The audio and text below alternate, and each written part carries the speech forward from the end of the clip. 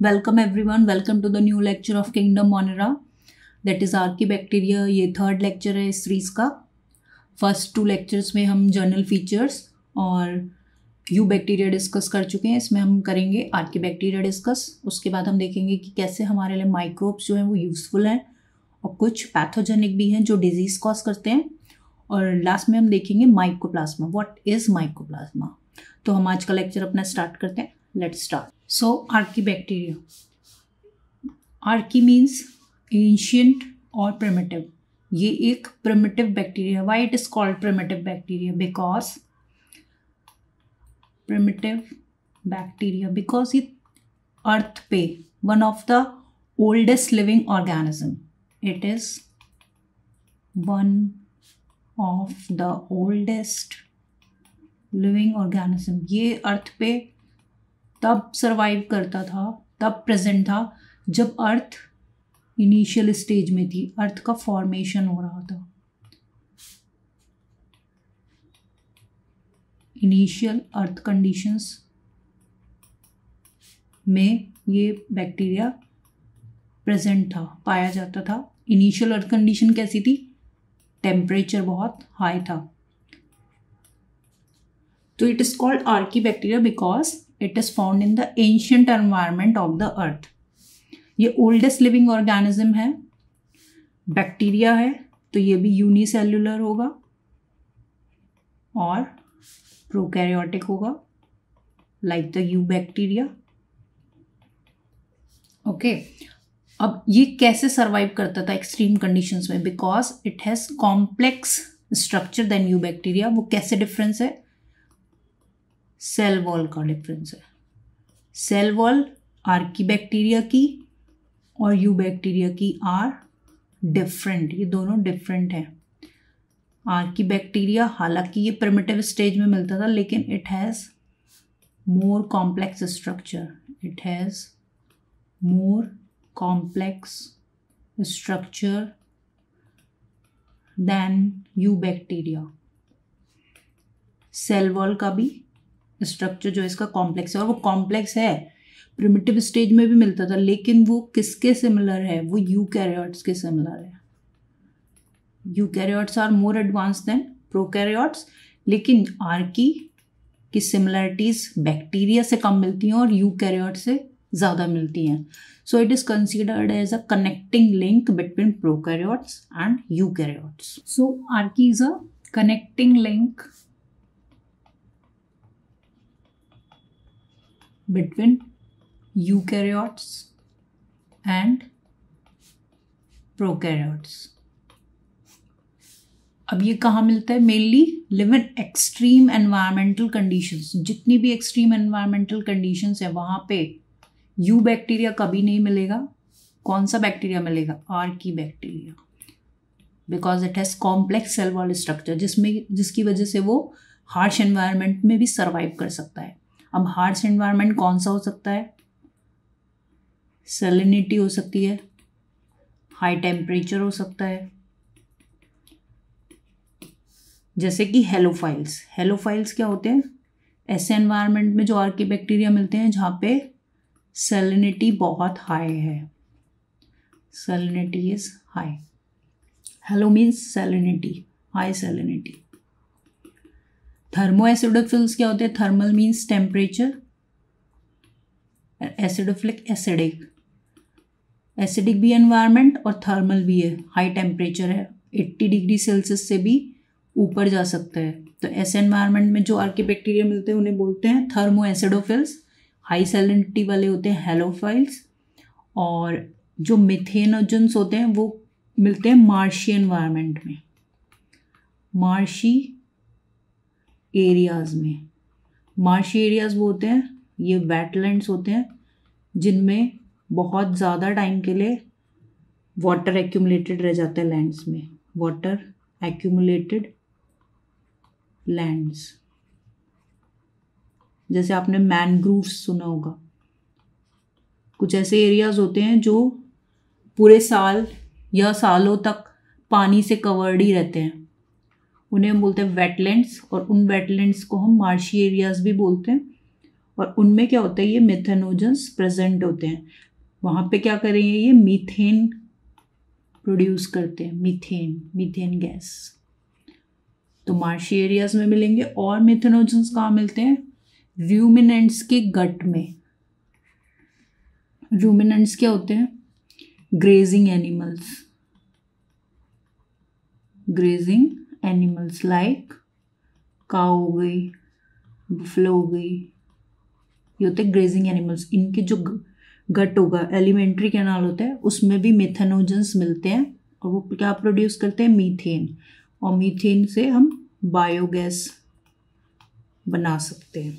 Okay, तो ये हो गया आर्कीबैक्टीरिया। तो अब नेक्स्ट हम डिस्कस करते हैं microbes and their positive impact. Microbes का क्या पॉजिटिव इम्पैक्ट है ह्यूमन लाइफ पे, positive impact on human life, how they are useful for human beings. तो 4 चीज़ें हैं यहाँ पे। First is food product. बहुत सारे फूड प्रोडक्ट्स हमें सिर्फ माइक्रोब्स की वजह से मिलते हैं, जैसे कि कर्ड, मिल्क से कर्ड प्रोड्यूस होती है ड्यू टू माइक्रोब्स। आप दही जमाते हैं घर में तो उसमें क्या डालते हैं, बैक्टीरिया कल्चर।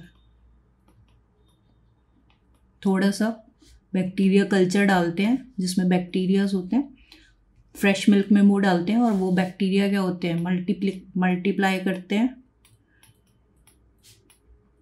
और दूध को क्लॉट करके कर्ड बना देते हैं। मिल्क क्या होता है, क्लॉट हो जाता है एंड कर्ड फॉर्म हो जाती है। चीज़ भी एक तरीके का फर्मेंटेड प्रोडक्ट है, फर्मेंटेशन से बनता है फर्मेंटेड प्रोडक्ट। और फर्मेंटेशन कौन करता है, बैक्टीरिया।